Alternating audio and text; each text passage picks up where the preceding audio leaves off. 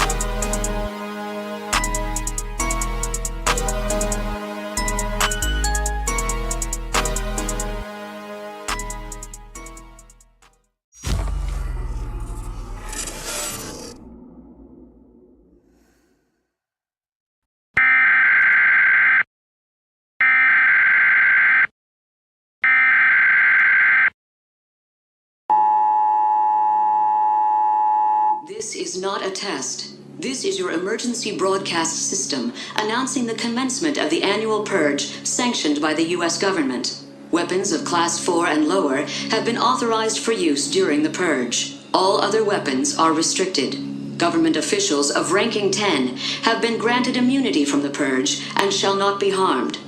Commencing at the siren, any and all crime, including murder, will be legal for 12 continuous hours. Police, fire, and emergency medical services will be unavailable until tomorrow morning at 7 a.m. when the purge concludes. Blessed be our new founding fathers and America, a nation reborn. May God be with you all.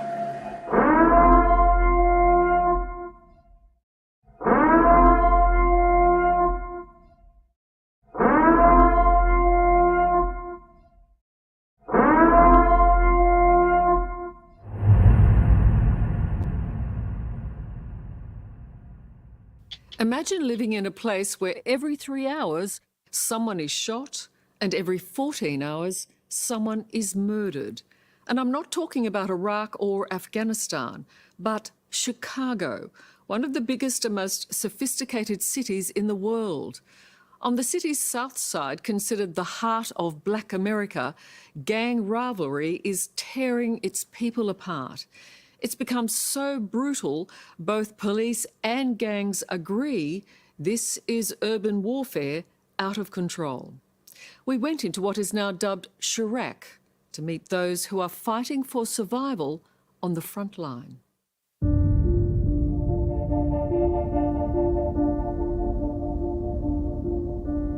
A lot of people just resort to violence. Like I say, it would be a shootout in Chicago over the smallest stuff. Chips, dice games, just the smallest stuff. Did you say chips? Yeah, potato chips. You could be shot over potato chips. Yeah. Video from a neighborhood security camera appears to show It's midnight on a 59-year-old Friday, and rapper CTC Doo-Wop is taking me inside Chicago's most dangerous neighborhoods, where every 3 hours someone is shot and every 14 hours someone is murdered. Just about every street block has a different gang or smaller groups called cliques. And all are armed with guns.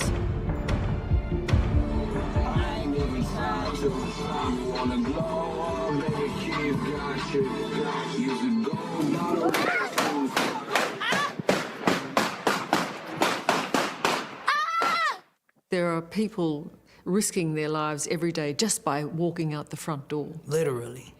Like, that's kind of like an understatement.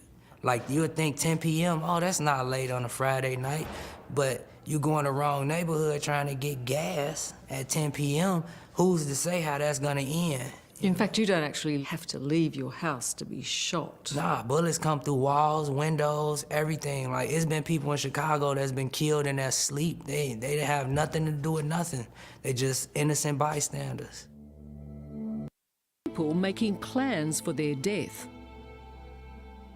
They're coming in, or they're telling their parents, this is the type of casket I want. So you're saying they're expecting to die? So they expect that they will not live to be 35, 40 years old. That's ancient history. They know they won't survive.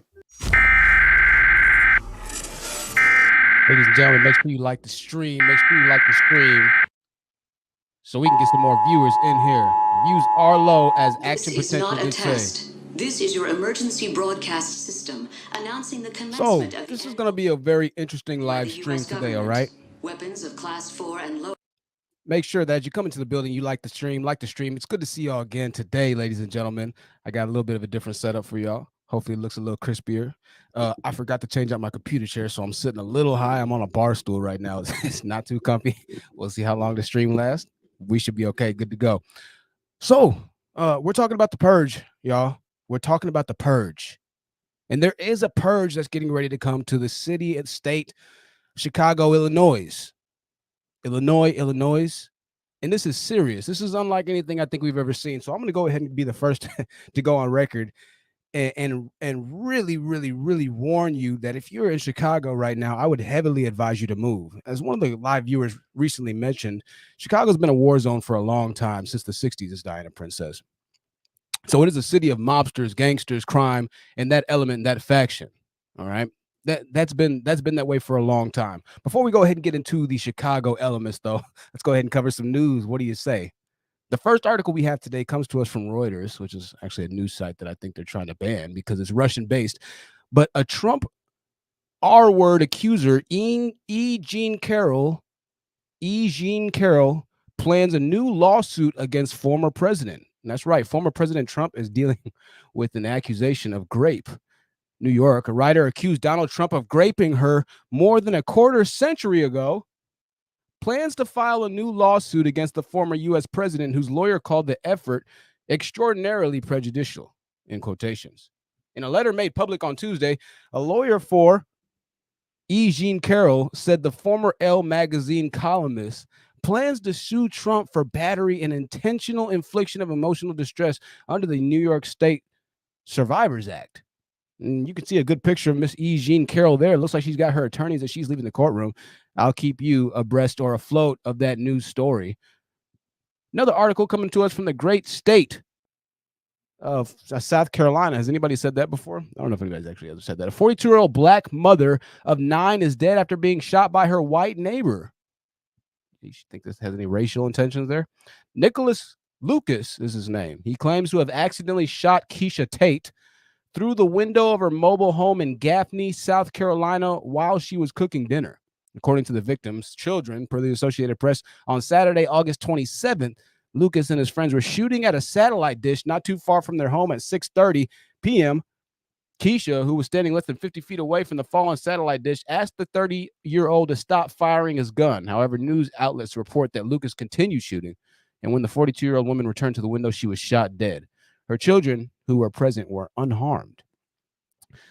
Whether it's racial or not, I think that the connotations and the implications of the state, the area, and the request do lend a good amount over to what might have happened in that potentially very charged, horrific situation. RIP the woman and her family. who's feeling that right now, and her 9 children who no longer have a mother. It's our national day today. It's International Week of Happiness at Work, German World Children's Day. It's also International NFT Day, National Crime and Intelligence Analyst Appreciation Day. That kind of rolls right into what we were saying, right? Those are your holidays today.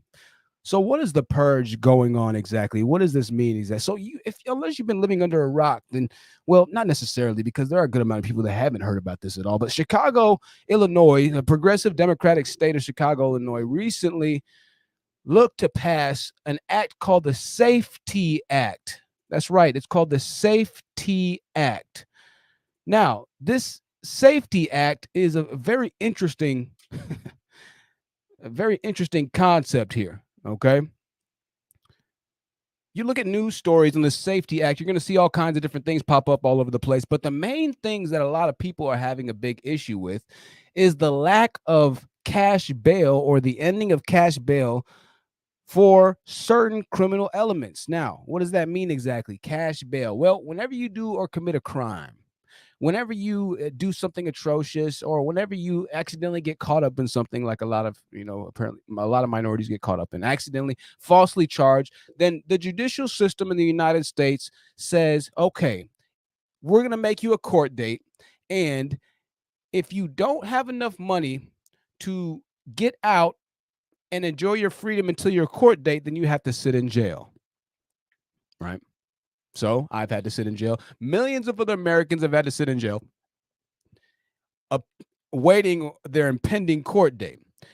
So the bail system works in specifically this way, and most of us know this. If you go to jail, the crazier your crime is, the more your bail is going to be, because the higher risk to society you are.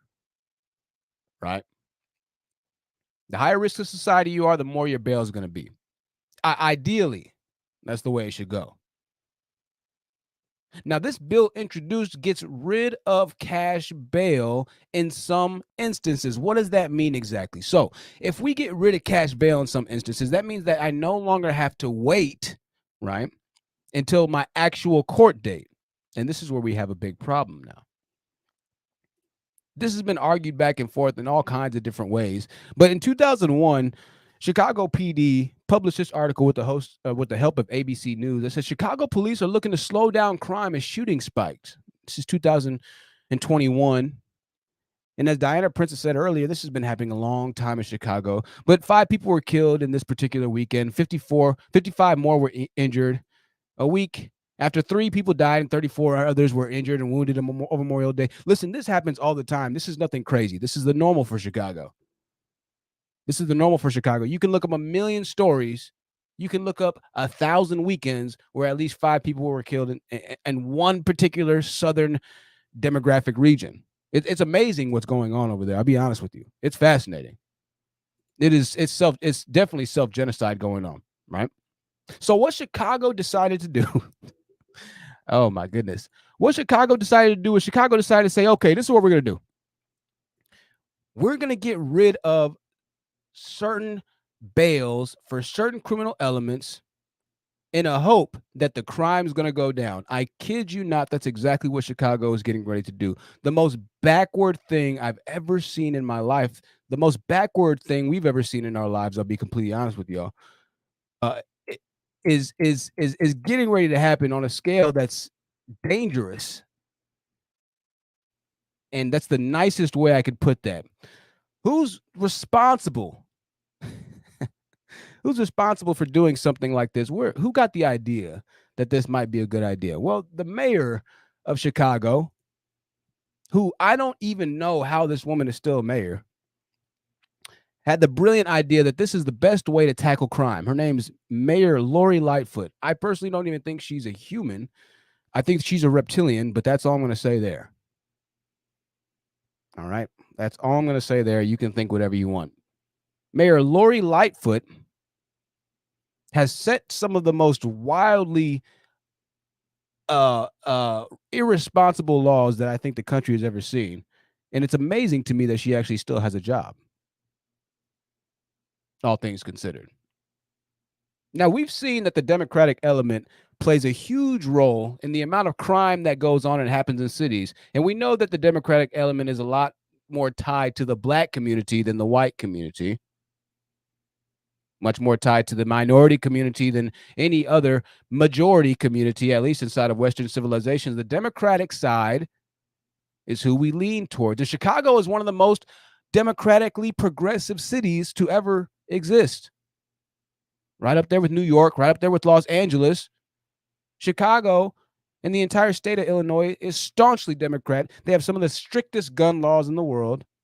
They have some of the most harsh or tough on crime, gang rules. Not anymore, though. That's changing because apparently there's going to be criminal form because defund the police. As a matter of fact, what you're getting ready to see happen in Chicago and other states that are going to try and follow this in some small amount of way, I think Los Angeles is going to be next.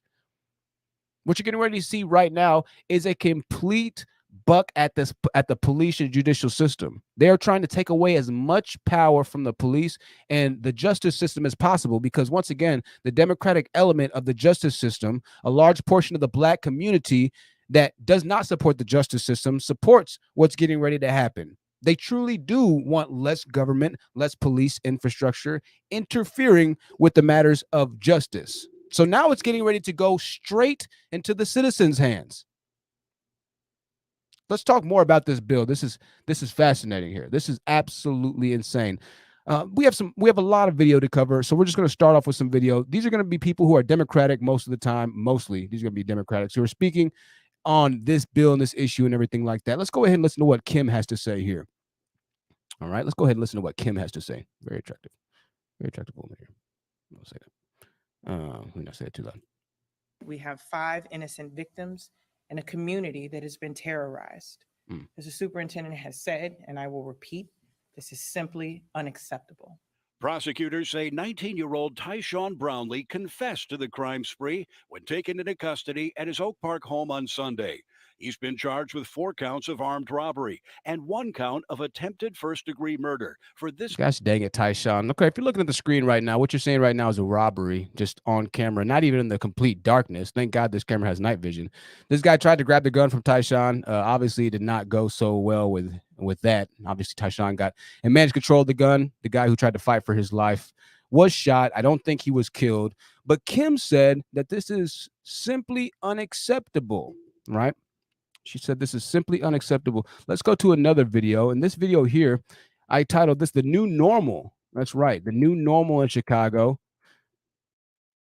Get a load of this. I thought this was extremely interesting. I said, wow. The terminology that they use is fascinating here. The new normal. If you see the lights flickering, I'm sorry about the lights flickering, y'all. Security video from the Taco Bell Cantina on Wabash near Lake shows 3 people walk in around 5 Sunday night. They settle in. A guy wearing a Boston Red Sox hat nervously goes to the counter and orders a drink as he bites his nails. Police are looking to identify him.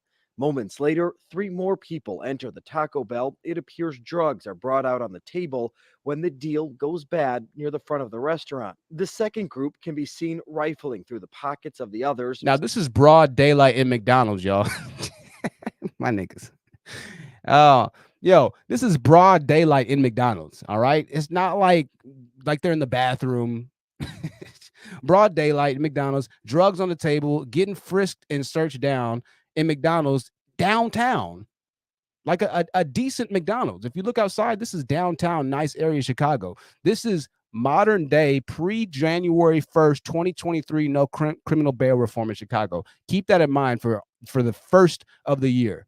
It's getting ready to be madness in Chicago, man. If you're living in Chicago or Illinois, I would advise you to move out now. I'm not saying that lightly.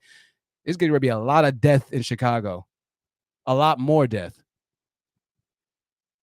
Wearing a Phillies coat, who had just been robbed, runs through the restaurant and outside, chasing the other group with a gun in his hand.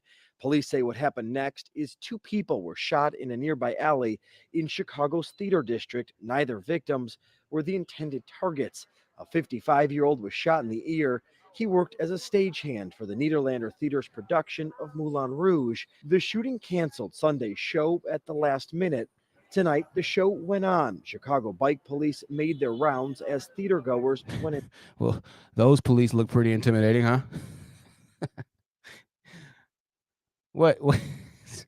Yo, if I call the police and they show up, is boy, it's time to act. It's time to protect yourself, ladies and gentlemen. As theater goers went inside. Unfortunately, this is the new normal for the city of Chicago, so we don't want those events to limit our plans.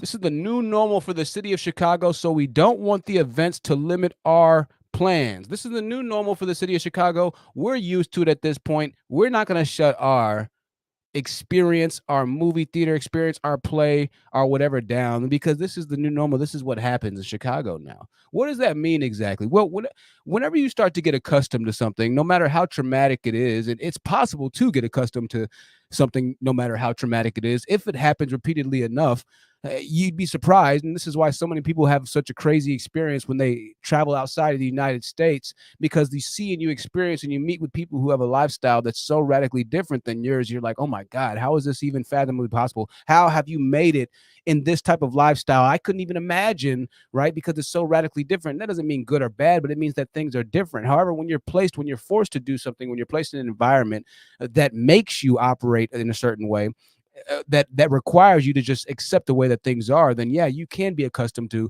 walking through, trash or mud barefoot as a child, living in Haiti and seeing dead bodies all over the place and things of that nature. That's just normal. After a while, it doesn't faze you. And that's exactly what's happening in Chicago right now.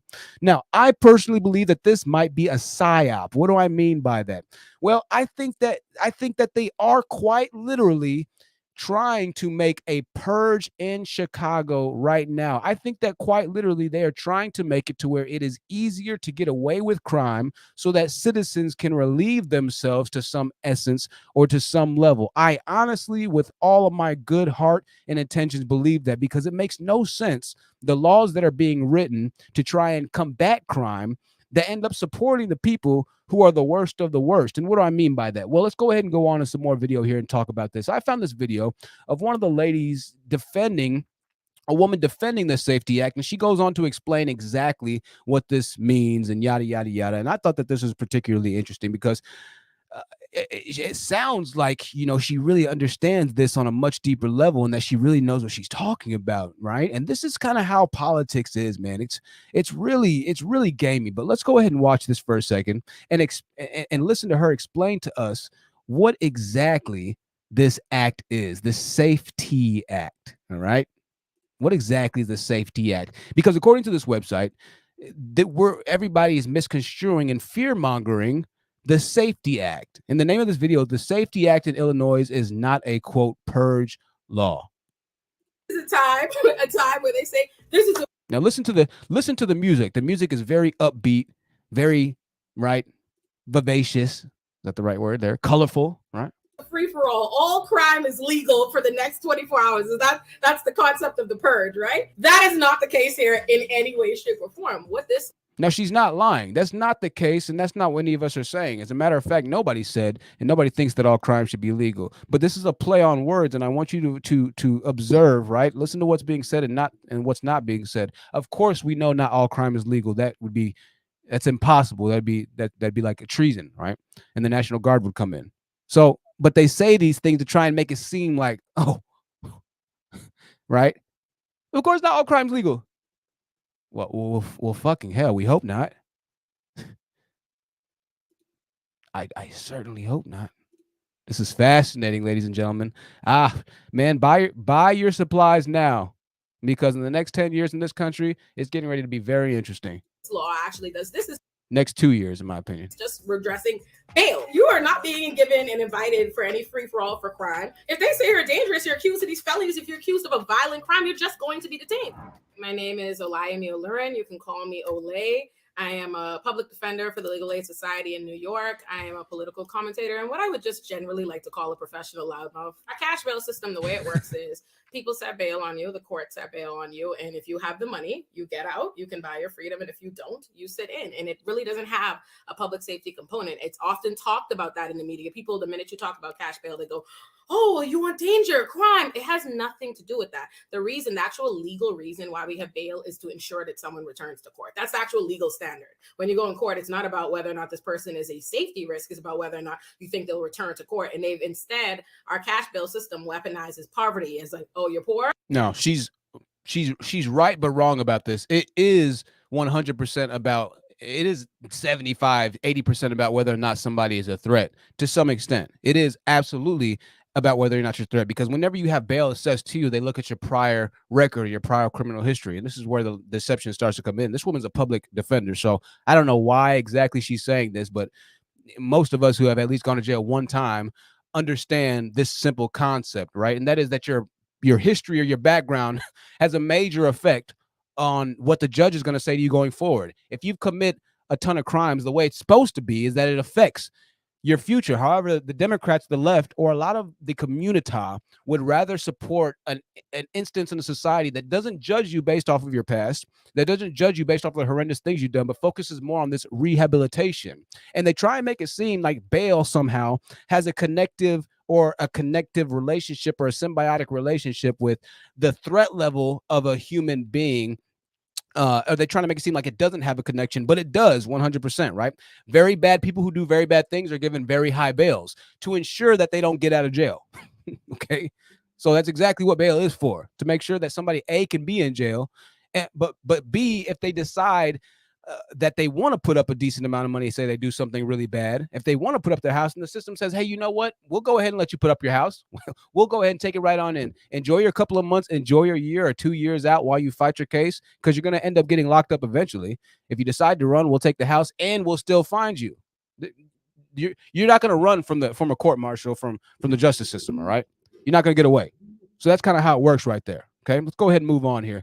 This video is crazy, man. I don't know what the hell these people are doing. So we got to keep you in. And so then what happens is anybody now, okay, I'll explain. Fuck that. Or just sits in jail pre-trial for years and years at a time. So let me stop it here. This is what a lot of people are like pretty much are saying, like, that happens all the time. All right. Well, what ends up happening is people end up going to jail, then they end up sitting in jail for a year, like Khalif Browder, who stole a backpack from New York and his bail was this, and that. That is a problem in the justice system, absolutely. However, the problem in that instance is not remediated by bail reform or no bail in that specific instance. Well, in that instance, it might be because he stole a backpack. So yes, a $500 bail is something that I think somebody should be let out on. As a matter of fact, the more progressive answer, in my opinion, would be that if it is a petty crime or a small, depending on the type of misdemeanor, right, a small non-violent misdemeanor, that yes, if the bail is $1,000 or less, $2,500 or less, the bail's $5,000 or less, then as long as they don't have a crazy prior criminal history, go ahead and give them a chance to pay off their bail, let them out, yada, yada, yada. That would be, I think, a decent way to go ahead and do things, but that's not where we are right now. We're going to keep finishing this video, and then we're going to get to this, to the facts about this, the scary facts about this, that for whatever reason, people, they don't want you to know, but you're going to know here today. But so that cash bail system, by eliminating that, what this does is it doesn't mean that anybody is out or free for all, which, not for nothing, I want to say this.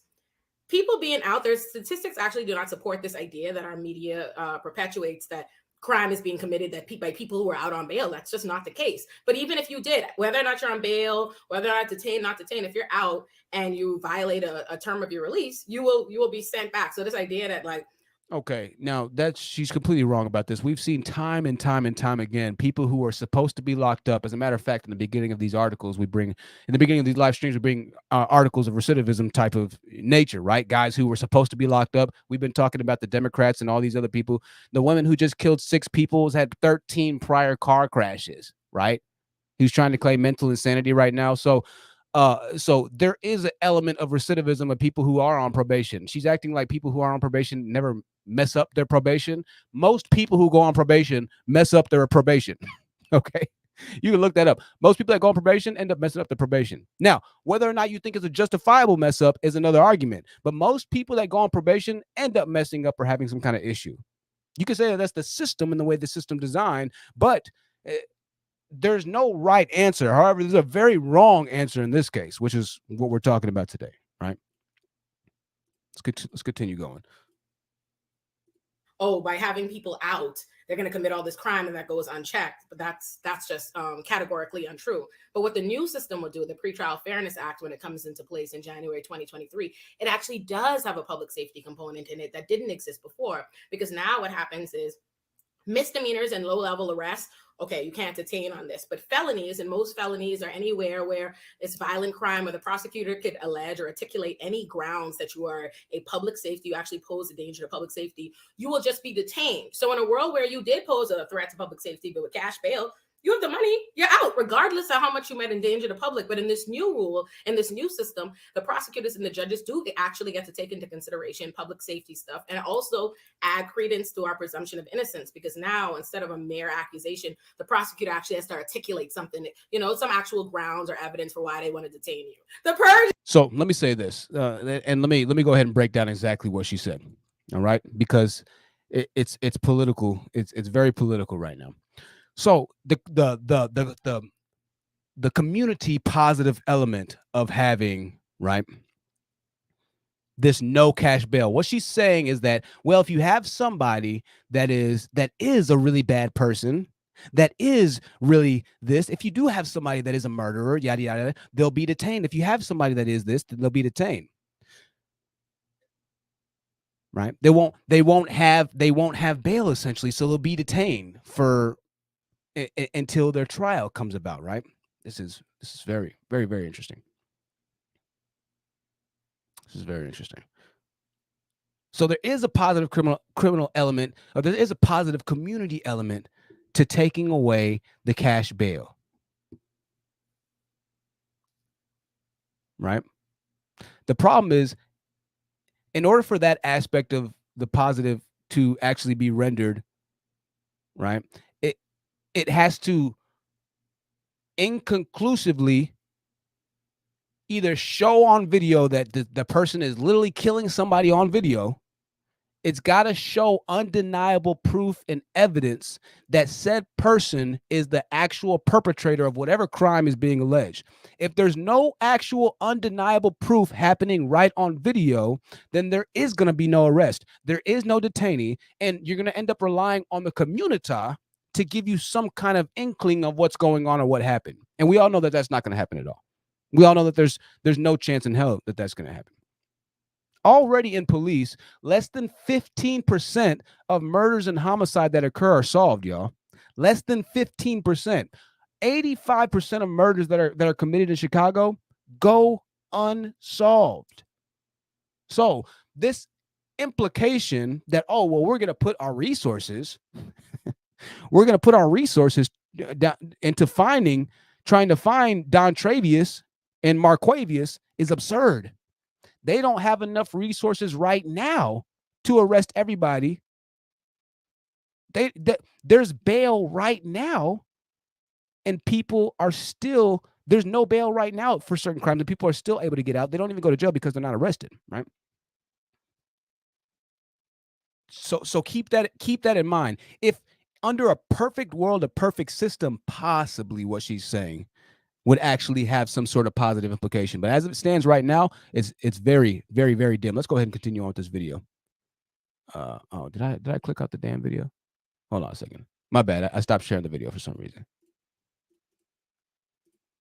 All right. Let's listen to some more. We're a little bit halfway, and then we'll get to the more facts on this crazy. There's a time where they say this is a free-for-all. All crime is legal for the next 24 hours. That's the concept of the purge, right? That is not the case here in any way, shape, or form. What this law actually does, this is just redressing bail. That's all this is addressing bail. You are not being given and invited for any free-for-all for crime. Okay, this is addressing bail, all right?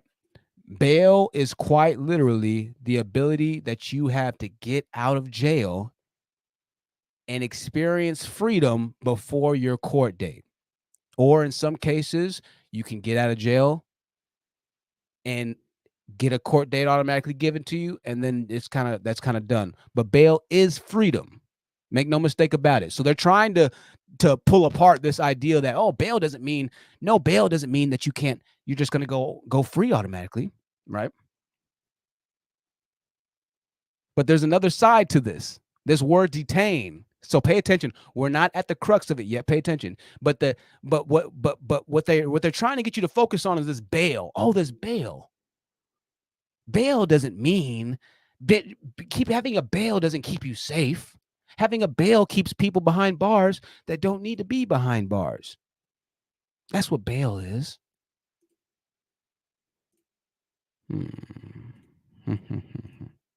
Police can and will arrest everybody and their mama. But all this means is that, all right, so you commit crime. Instead of us saying, oh, we're going to put, this amount of money and you can leave, you can get out of jail whether or not you pose a danger to us or not. And if you don't have the money, you'll go in even though you don't pose a danger to us. What this says is, if you are committing crime or dangerous crime and you pose a safety risk to the public, you have violated the term of release before, or there's evidence to show that you will be a flight from prosecution, you will just be detained. A matter of factly, the court and the prosecutor, the judge and the prosecutor have the discretion to have you detained pretrial altogether. But if you're accused of a misdemeanor, a low level, a non-violent offense, and there is no evidence, the prosecutor is not able to articulate a ground for why you pose a safety risk, they cannot keep you in jail pretrial simply because you don't have the money. So all right. If you are, and we're going to listen to that one more time. If you're accused of a non-violent, something, one more time, we'll listen. Have you detained pretrial altogether. But if you're accused of a misdemeanor, a low level, a non-violent offense, and there is no evidence, the prosecutor is not able to articulate. So good news. If you're not accused of a misdemeanor, a low level crime, or if you're accused of a misdemeanor, a low level crime, if you haven't done something bad, then you're good to go. You're good to go. Well, okay, I guess the next question then is, Truth, what is a low-level crime? Who are the people that are going to be free and good to go? Get this. I kid you not.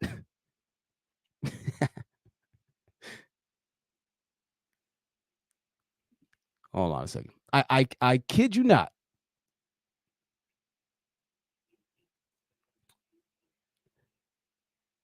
Hold on.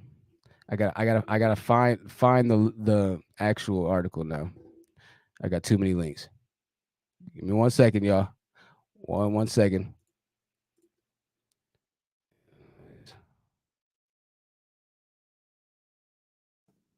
All right.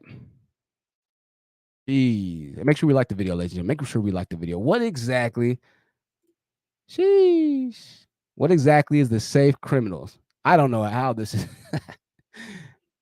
I don't know how this is even a thing. And it's you know what? I can see now they're starting to take articles off of the actual safety. The actual Safety Act. They're starting to take away some of the details of it because this thing's blown up a lot more than I think they thought it'd do. All right. I think they thought it would. Oh, Jesus Christ. They're telling me to subscribe to log into this. All right. Well, okay. Give me 20 more seconds, ladies and gentlemen. 20 more seconds. So I can bring to you exactly. Jeez. Okay. This is crazy. So, what?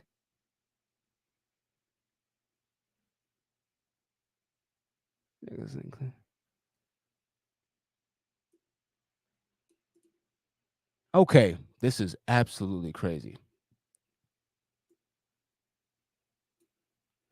So, the under this new law,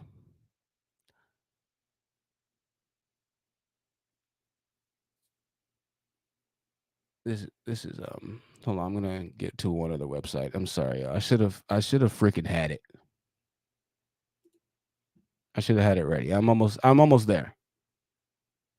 But I did want to read, and I'm glad I actually found this. This is an article on news.wttw.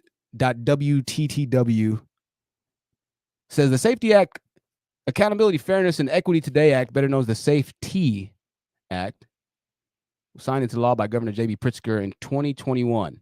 This law aims to do away with cash bail in an effort to end systematic racism in the criminal justice system. That's right. This is ending systematic racism. The subject has exploded in recent days. It's 2022 as the election campaign hits up with viral social media videos and deceptive campaign mailers of all kinds of claims about the 700-page bill. Let me tell y'all something about the 700-page bill, right? Democrats submitted this 700-page Criminal Reform Act in 2021 when Republicans had 40 minutes left to read the bill on the day that it was due. Yo, politics is crazy dirty, bro. Politics is wild dirty. They submitted the 700 Safety Act bill with 40 minutes left for Republicans to read this. It's actually almost 800 pages. I kid you not. That's what they say it is right here. I was listening to Chip Kelly at nearly 800 pages. There's something for a little bit of everyone to love. All right.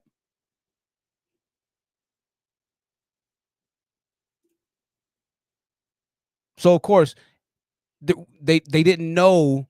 People didn't know that this was in there.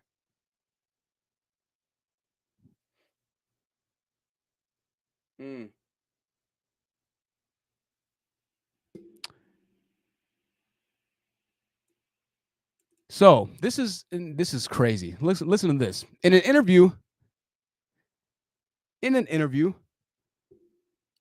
Representative Justin Slaughter said that the current system of cash bail has a, quote, adverse impact on those that don't have the money. And eliminating cash bail will make it more difficult for violent offenders to be released compared to low-level, non-violent offenders. He says, quote, if this is a violent, dangerous effect, we certainly want to hold the offenders accountable, but at the same time, we want to have an understanding of the root cause and crime of the violence, Slaughter said. So that goes back to what I said earlier, where if you're accused of a crime, then they have to 100% know or have video of you doing this crime in order for them to detain you. If they don't have 100% conclusive evidence, then what he just said here is what's going to happen. We want to have an understanding of the root causes and crime of the violence. In that case, said murderer, whatever it might be, is not going to be detained.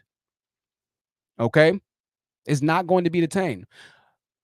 Versus him possibly getting detained, having the accusations, the cops having a hunch, them believing, them trying to actually get a confession, right? Them placing them in an interrogation room, and then trying to work the system that way, right? Or bringing them up on other charges versus trying to hold them inside of the system and then actually give them a bail, but try and do stuff while they're in the system. Now they're just not going to be detained unless there's 1,000% conclusive evidence or actual physical evidence that this crime happened. Right?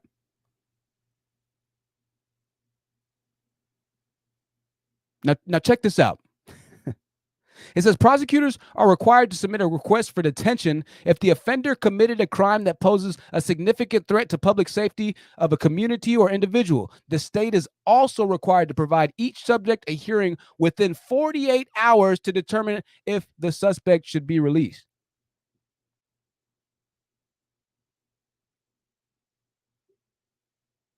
So you're required to request, right, for detention if the offender committed a crime that poses a threat to public safety.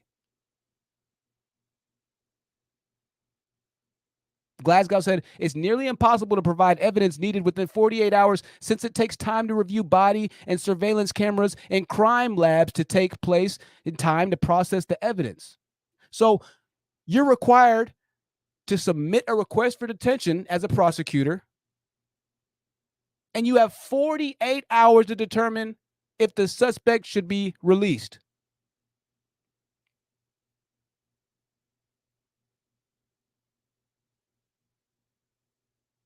But in that 48 hours, it's nearly impossible for you to find all the evidence, review all the body cameras, take the crime labs, and process this and process that.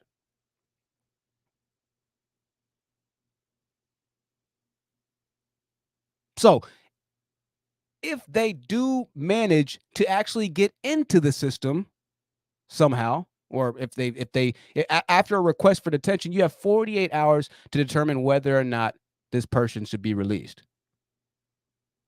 It goes on to say this: I'm not against no bail for non-violent crimes, Glasgow said. But when it's protecting the health, safety, and welfare of law-abiding citizens, we have to do that.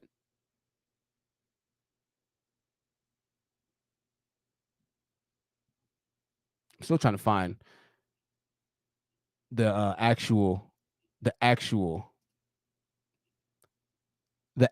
safe the actual safe criminals that are going to be given a second chance. Google and the news sites have redacted a large amount of what a lot of people were pushing as the scary part about this. So I'm just looking at Google right now and just seeing what it's saying. There's a lot of debunking sites and things like that right now. So give me 2 more minutes to find this for you. Wow, this is crazy.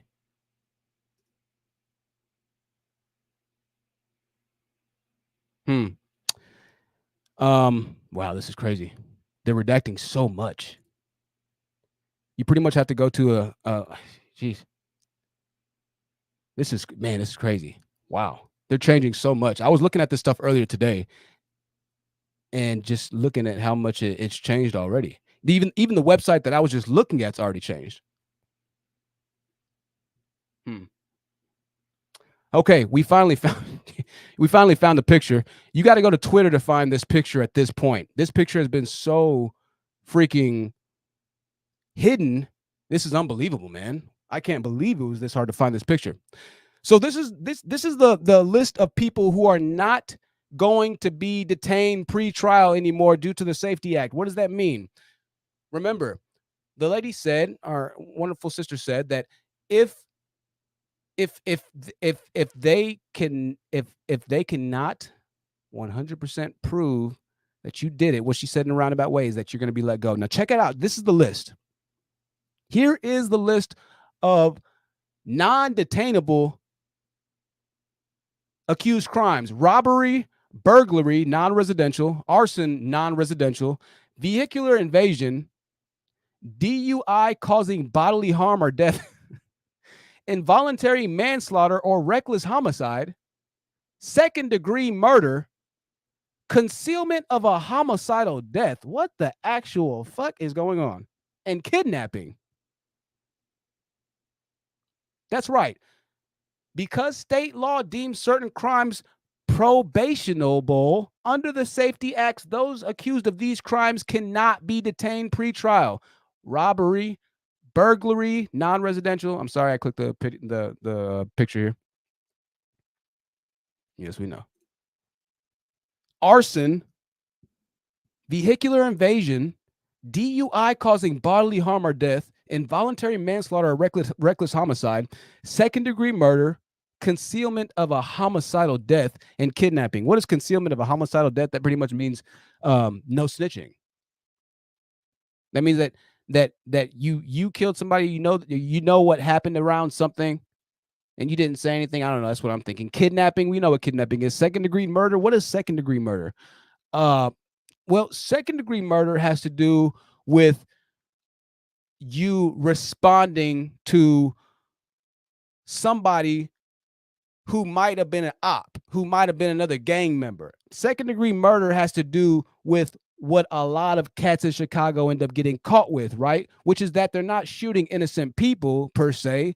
They are shooting innocent people because niggas can't aim. But second-degree murder has to deal with the fact that it wasn't the heinousness of just going out and brazenly shooting an innocent person and then robbing them, but rather trying to strong arm, right?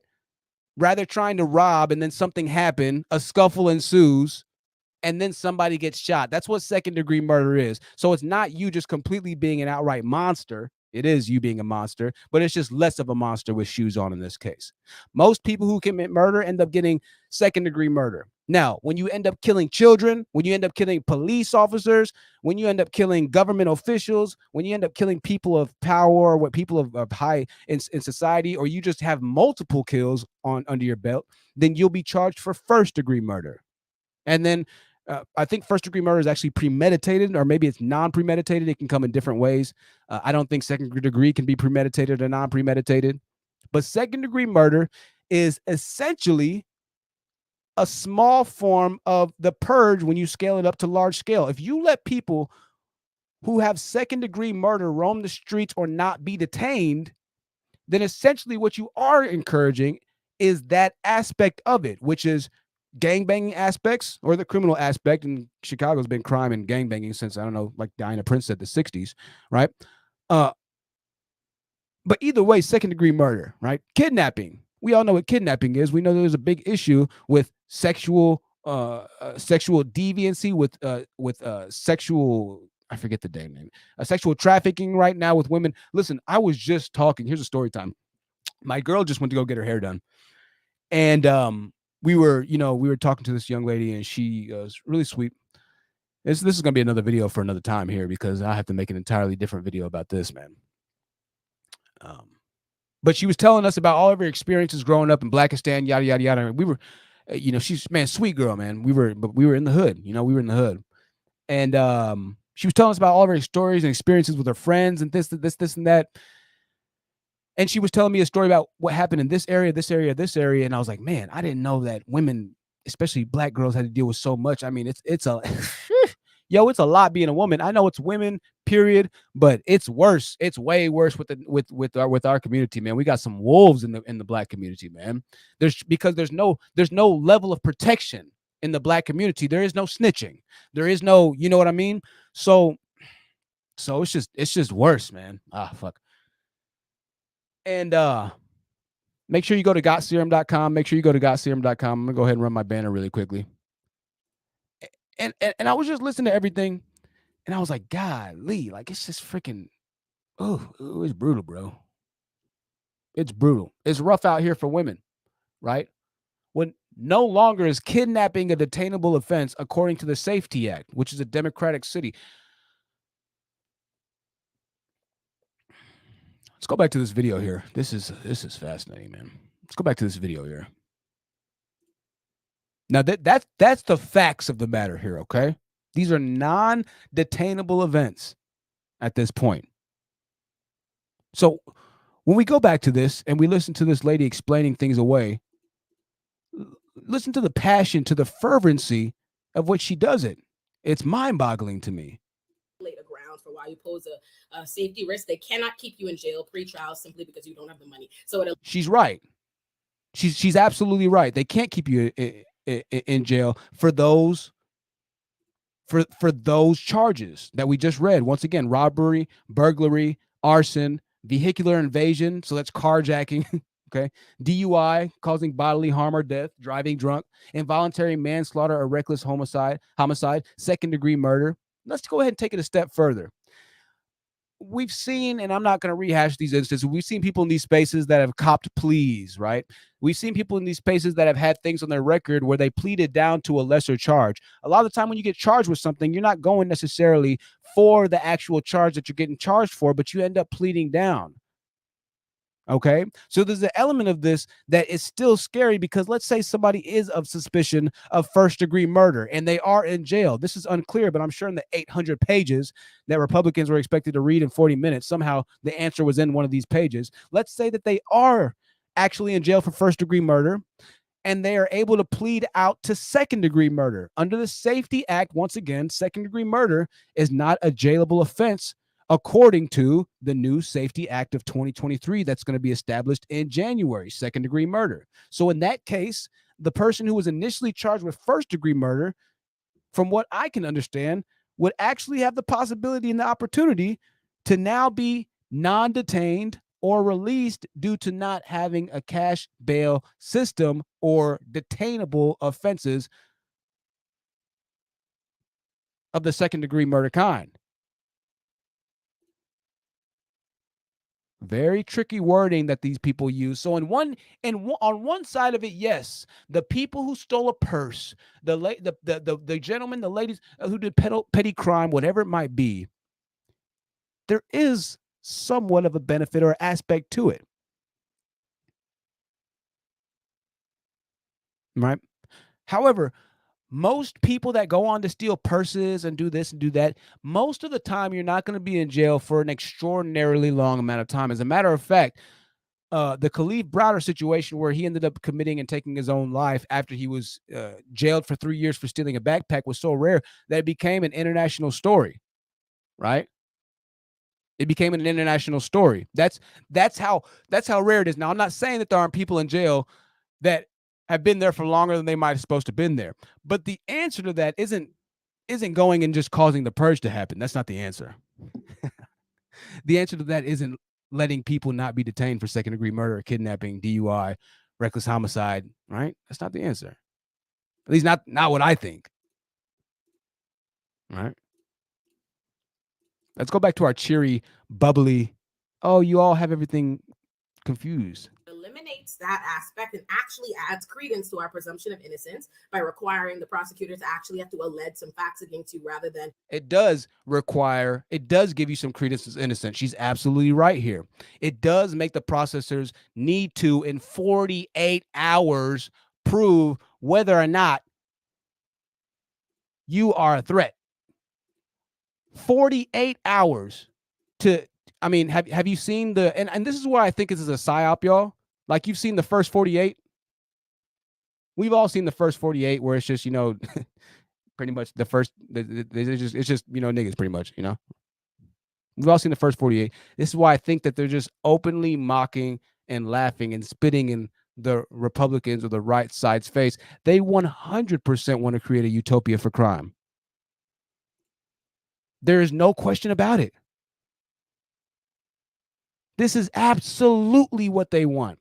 This is absolutely what Los Angeles wants. Los Angeles wants you to be able to come there, commit crimes. If you have the money in Los Angeles that you can get out, but they're going to be moving towards this as well, where you don't even need the money to be able to get out because your offense is not deemed as justifiably jailable, even if that means second-degree murder. This is 1,000,000% the purge. You best believe it. Because nobody's going to do any talking. You think people are going to do talking and snitching on the gangs in Chicago? The gangs in Chicago, they don't move like cartel, but they're a version of cartel, to be honest with you. The gangs in Chicago are absolutely ruthless, ladies and gentlemen. We're talking at least 60 to 100 people shot in one specific 10-mile area every single weekend, okay? Now, get ready to expand that to the rest of the areas. What do you think is going to happen when now you can go out to the wealthier areas? Now you can go out to Saks more often, do the pettier crimes. You can carjack now. You can do this. Those are non-detainable offenses. This is exactly what the purge is, y'all. This is exactly what the purge is. If you are in Chicago, I would start saving your money so viciously. If you are in any major Democratic city who introduces the Safety Act, any Democratic state, and they start to talk about a Safety Act or Public Safety or Public Awareness Act or anything regarding public safety or anything, those keywords, I would start to save your money faster than you could save it and move immediately to a Republican state. Immediately. This is it is legalized murder that's getting ready to happen in Chicago. Something along the lines of what we've never seen before, y'all. You best believe it.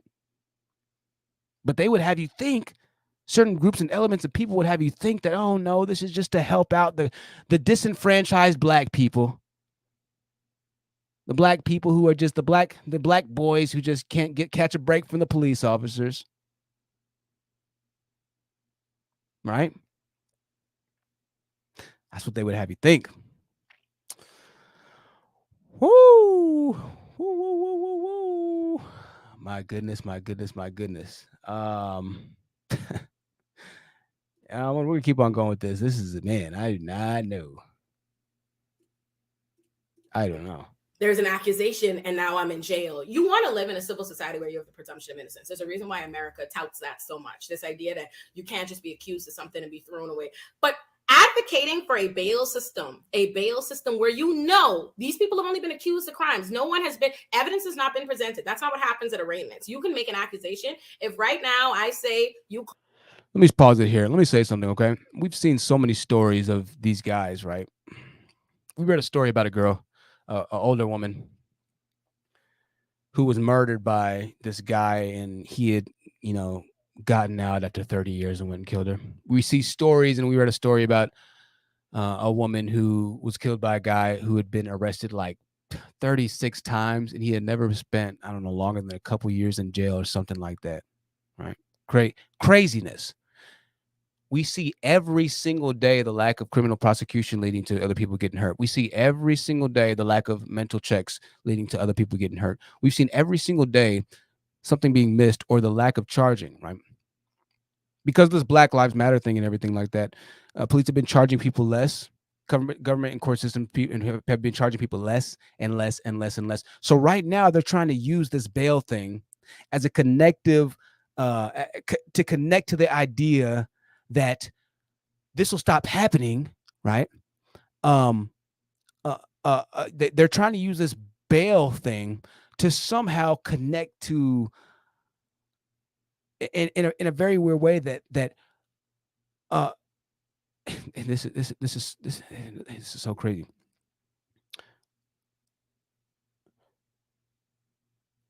They're trying to connect.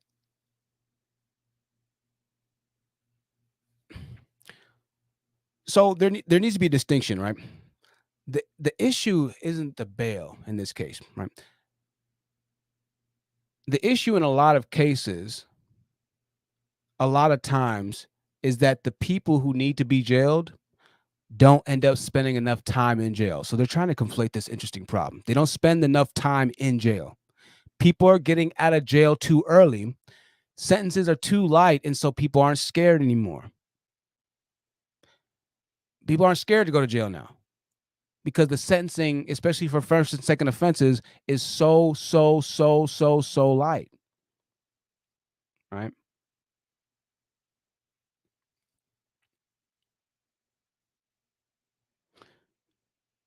So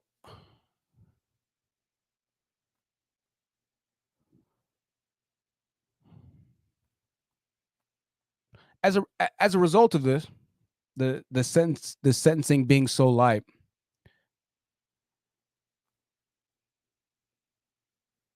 whenever a travesty happens and something horrible happens, it becomes this weird misconstrued court affair type of deal, right? Where it's like, oh, we missed something there. Oh, this happened, or this happened, or this happened, or oh, if he wasn't in if he wasn't here, if he was in jail, this never would have happened. Or oh, if he was so pay attention here. This is very interesting. Politics, man, is crazy. So if he was in jail, this never would have happened. If he wasn't released, this never would have happened. We've seen people that are arrested 30-something odd times, right? So they're trying to say, okay, well, now we're going to take away bail. So this time, if he gets convicted, he's not going to get out. This time, if we think that he's doing something, he's not going to get out. No more bail. That way, it's gonna eliminate anybody getting out pre-trial. That's really bad for the community. You see how they try to connect that there? Anybody that's well, he wouldn't have been out if you had stiffer punishment. Stiffer punishment is what's needed, not pre-trial release to determine whether or not somebody might have slipped and fallen through the cracks of the system because they had enough money to pay their bail. If you have committed first degree, second degree murder, something like that, your bail is typically a higher amount of money. You're usually gonna have to come up with $10,000 cash. Your bail is gonna be like $100,000. Murder, kidnapping. Like a lot of these goons. When you read off the crime sheet, it's like they got some serious charges, right? And it costs money. And a lot of times people don't get out of jail, which is what they're complaining about to begin with. People are spending too much time in jail, right? So listen to what they're saying. It's this weird convoluted circle, right? People are spending too much time in jail. They want people to spend less time in jail, which is why people have been getting charged less and less, which is why you see more crimes of recidivism or re-happening. That's what recidivism means, right? The likeliness of you getting out and offending again is the recidivism rate when it comes down to jail, which is why we see crimes of recidivism going up because there are less punishments for criminals. So the less punishment is the theme of the democratic system right now. Well, if we punish them less, if we punish them whatever, if we do this, if we do that, if we don't go as hard on them, then we're going to ensure that the people who don't deserve punishment will come out of the system better, and they're not going to be they're going to be unscathed, they're not going to be as affected. So instead of going after harder the bad people. We're going to lift the charges on everybody. We're going to lift and give graces to everybody in hopes that the bad people can be rehabilitated, or we can just find them guilty of the charges within the 48 hours. But in the meantime, the good people won't be charged. In the meantime, we won't have people unjustly sitting in jail.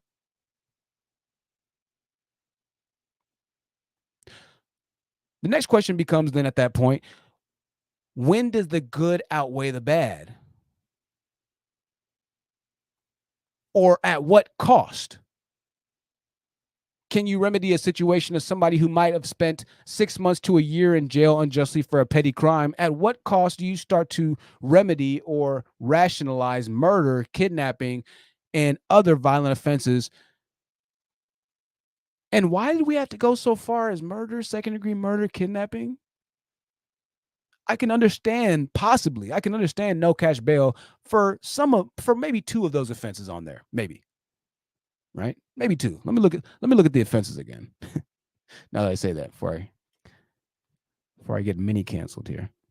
Robbery, burglary, arson, vehicular evasion, DUI, involuntary manslaughter or reckless homicide, second-degree murder, concealment of a homicidal death. Maybe I can go ahead and give a pass to that, depending on what the instances are. Kidnapping. I'm gonna go with arson and kidnapping. I can give a pass to on this list. 2 of these, whatever amounts, I can give a pass to. Now, once again, this is not the full 800-page act. This is just the most staunch and standout aspects of this act. January 1st, 2023 is when this is going into play. All right. We're going to go back here and try and finish the rest of this video, as interestingly convoluted as it is. And then we're going to kind of head this stream on out. I appreciate you being here. We're going to read some of the comments as we wrap this thing on up here in a little bit. Calls me 15 times, cursing me out. You will be arrested for aggravated harassment in the 3rd degree in New York City. And it doesn't matter that I don't have to show up at arraignments. I don't have to show them any proof that you threatened me. I don't have to show them any call. All you need to do is make a mere accusation. So it actually does a lot more for adding legitimacy to a criminal system that so many people, insist that we should maintain our faith in and give an effort at reform. These incredibly just completely erroneous infographics that have been flying around. So, and people are reading that and thinking, oh, these people can't be, that's not what that means.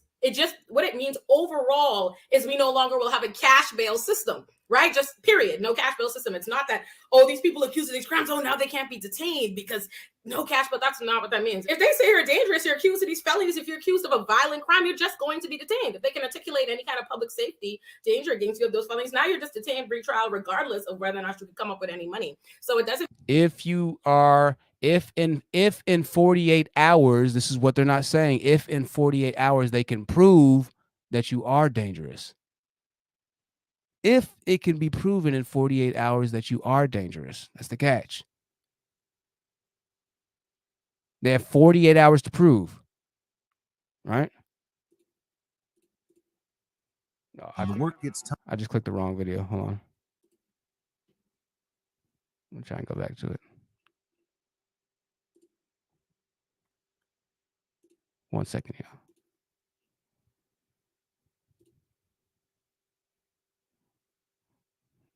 No, I'm watching an ad right now. If they can prove it.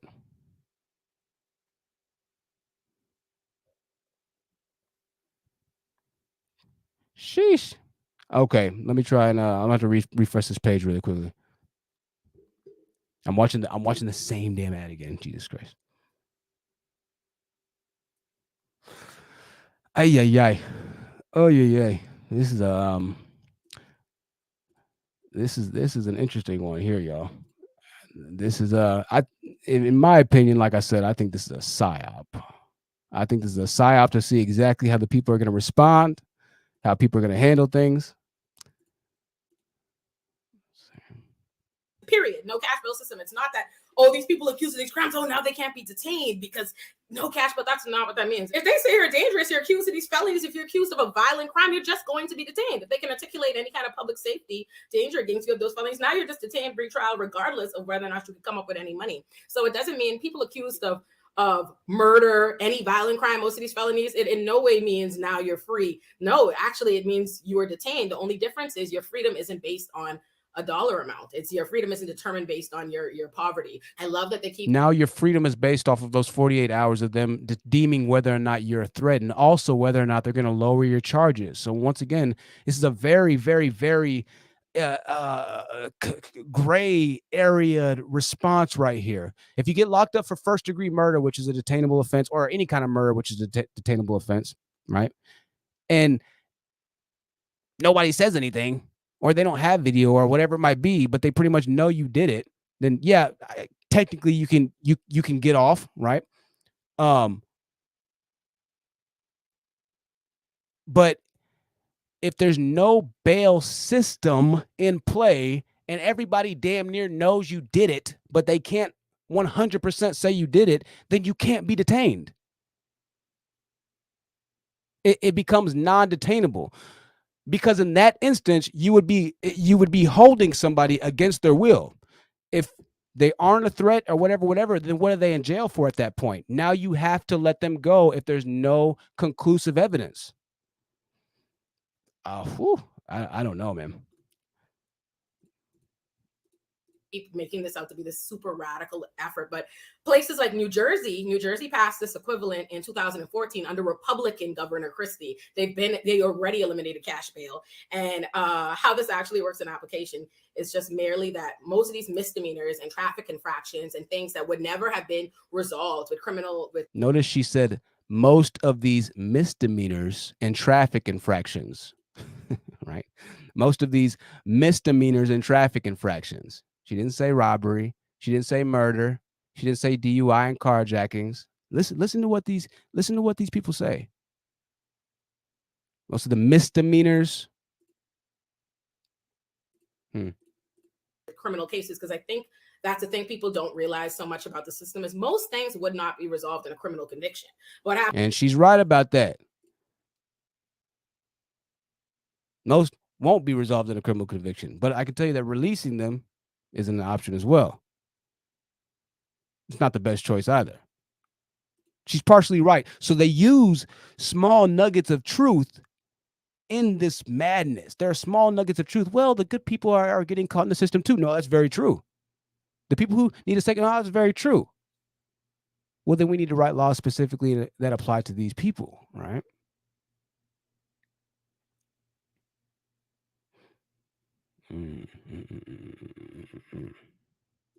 Happens is most things wouldn't even be punishable by jail time, but because of the bail system, people who otherwise would not have been sentenced to jail, they wouldn't go to jail. There wouldn't be a way to impose that on them and prove it to them. Now they go to jail. So now what we do now is We'll stop this here.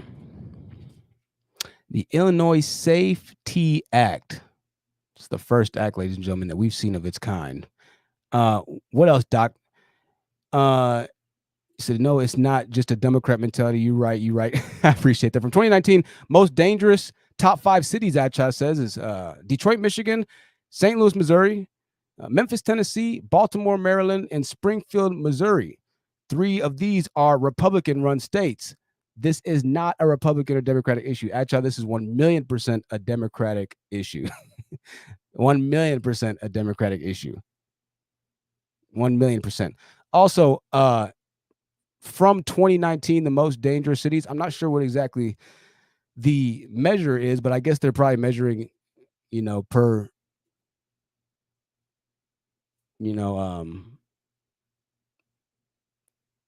I can't think of the word. Jesus, I'm like blanking out.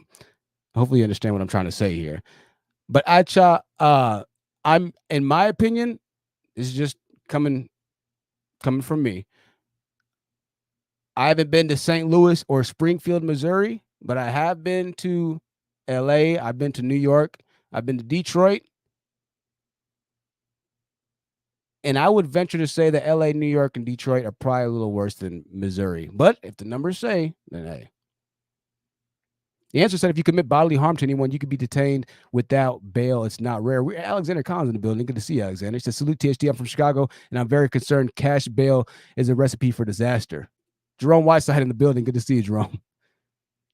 Donna Prince says, this is what Mammies and Dusties wanted. Whew. No, sir. Whenever I encounter or learn of a white person and they happen to be from Chi-Town, I'm always super confused, shocked. Is it a white person? WP?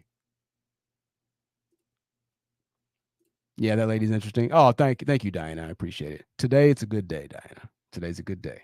Today's a good hair day. We have them every once in a while. Well, ladies and gentlemen, I tell you what. This, we're going to be revisiting this story around probably February, when the numbers in Chicago go through the roof, when things in Chicago go crazy. Everybody knows it's getting ready to happen. Chicago was already crazy. Chicago was already horrible. And so letting people out of jail, and by the way, I didn't even mention that aspect of it, but under this new Safety Act, there are going to be people who are released from jail now, right, for certain offenses that are now non-detainable. It's going to be a good amount of people that are released. Something along like 800 or something like that of some pretty violent people, right?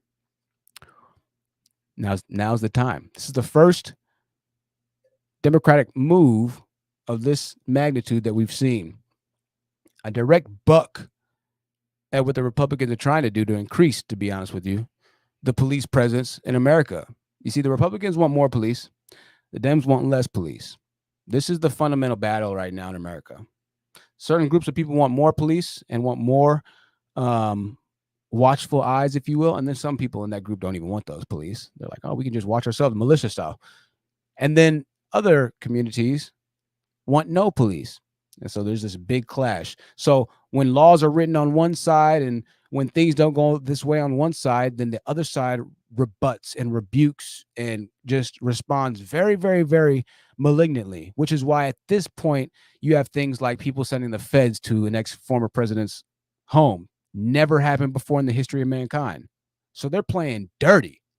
And politics has always been dirty, but they're playing very dirty right now. And now they're playing with people's lives in order to get back at the other side. Now they're playing with people's lives at this point. Right? Now you're playing with the safety and the public safety of the people in Chicago who already have very little safety in a lot of aspects, especially on the south side. Now, the north side, where a lot of white people are, it's a lot more safe. But on the south side, where a lot of black people are, as we heard earlier, you can get shot for a bag of chips. That's right. Catch the intro. Rewind it. You can get shot for a bag of chips. As a matter of fact, right here in the video is when she looks at him and she says a bag of chips, and he looks at her and he says, yeah. On a different note, they almost look like they can be kind of related. I know it sounds crazy, but look at their faces. Hold on. Hey, I'm tripping. Hold on. I see that they can be kind of related. Wait a second. All right. That's her face. Look at her eyes. Look at his eyes. Yo, they might be related. Look at that. It's the eyes. The nose is a little different. Anyways.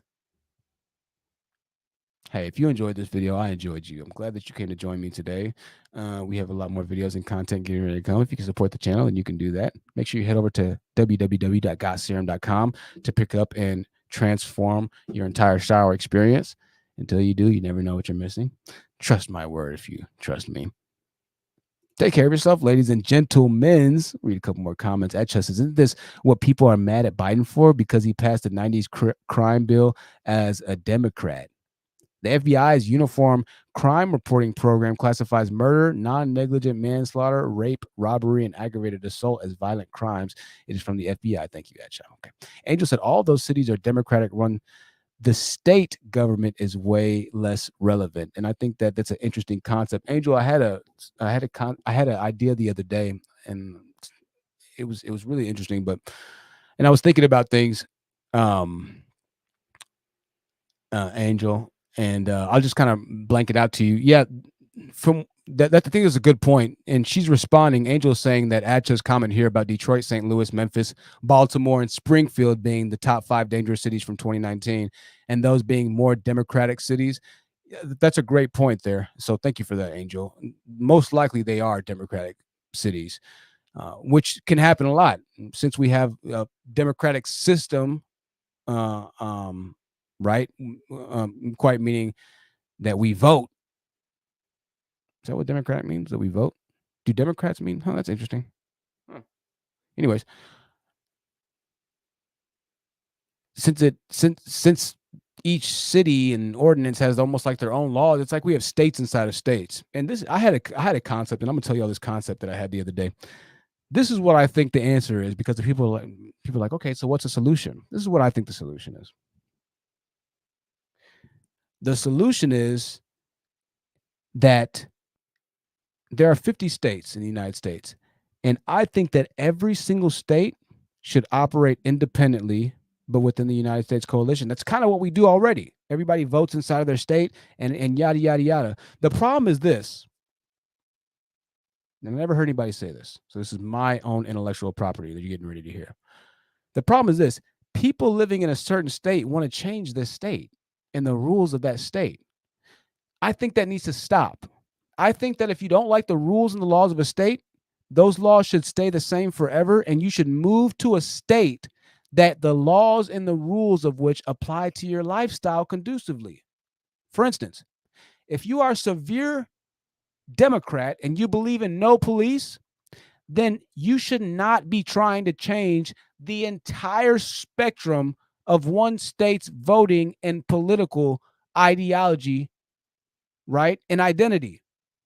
Instead, we should have, if it's 50-50 like they truly say, half Republican states, half Democratic states, and it can be right 50-50 down the nation. This is what I believe the solution is.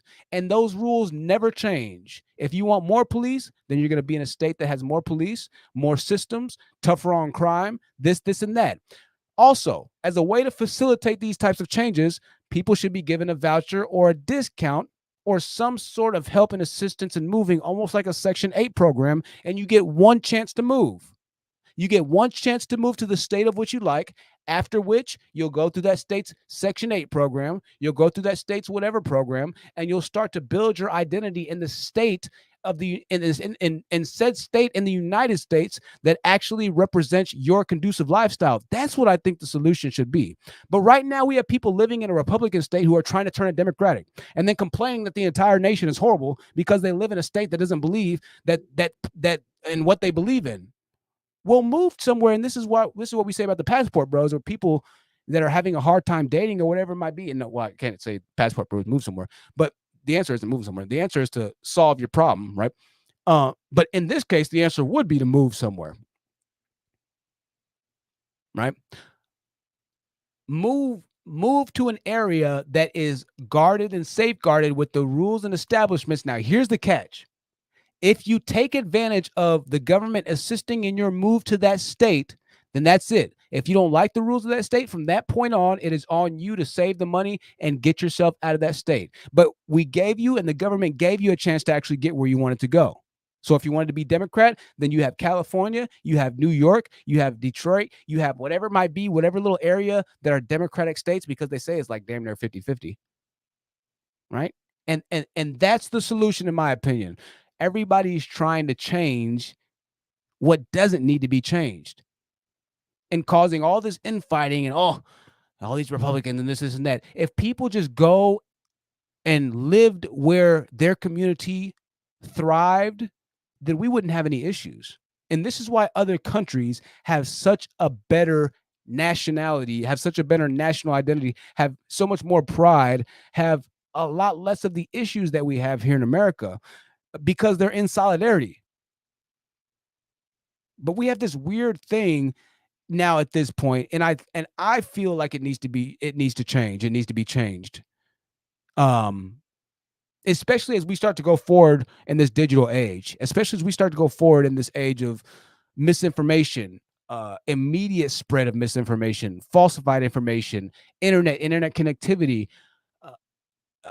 We need to start disconnecting people from the ability to form, or have the ability, in my opinion, to have what they think or feel should happen as a reality, instead of reality being reality. And the nature of things being the nature of things. You see, nowadays we have so many people that feel like, oh, well, I just feel like, no, I identify, no, no, I don't want to play a part of your system and the rules. I feel like, okay, cool. If you feel that strongly about it, then get the fuck out, right? That's what my parents used to tell me. Little nigga, we don't care how you feel. You don't pay the bills, right?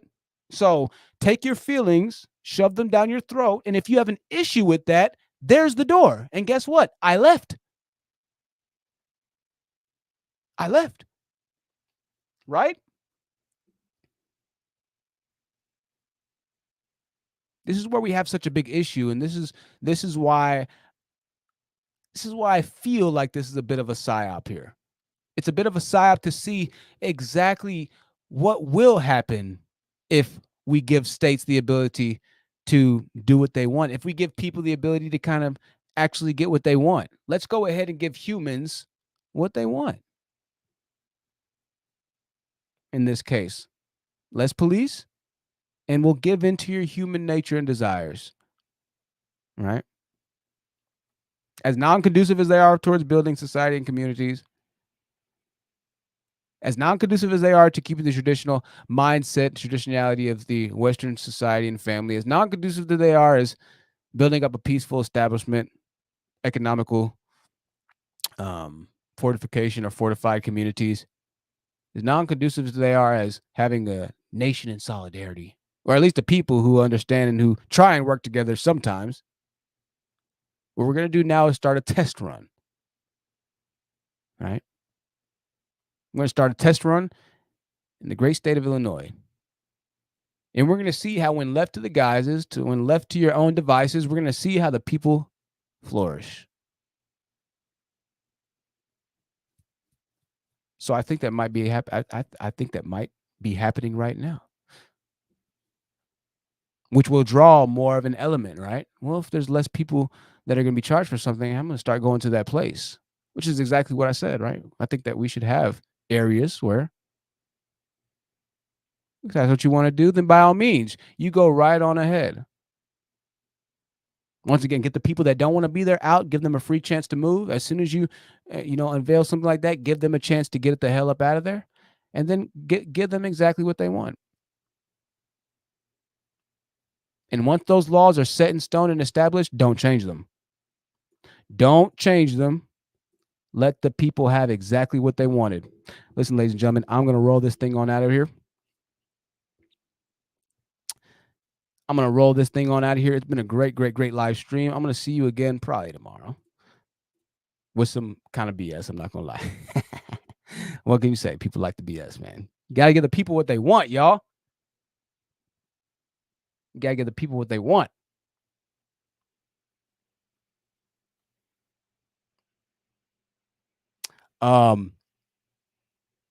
Yeah. So we got some shorts. We'll have some shorts, some more content. Supposed to be going to the gun range and getting this gun range video up. Remember, ladies and gentlemen, consider your Second Amendment rights. Always carry a pistol on you. If you're legal to do so, make sure you train with it proficiently and keep it within your reach. It's not even in my reach because it's on a little box at all times. You only get one life, one chance to dance, one life to live. I can be reached at thehonestTruthYT@gmail.com. For all my people watching this, not live, I'm upset at you for making me look bad. It's okay, though. The numbers are low, but the spirit is high. I love y'all so much, man. Take care, and I'm going to see y'all really soon. Good night. Special shout out to Sherelle, Diana Prince. Obviously, our mods in the chat. Angel, Batty Gal. Man, shout out to Ad Cha in the building for commenting like crazy. I'm going to go through and look at all those comments tomorrow. Jerome pulled up, man. And Action Potential. I'll see y'all tomorrow. Good night, everybody.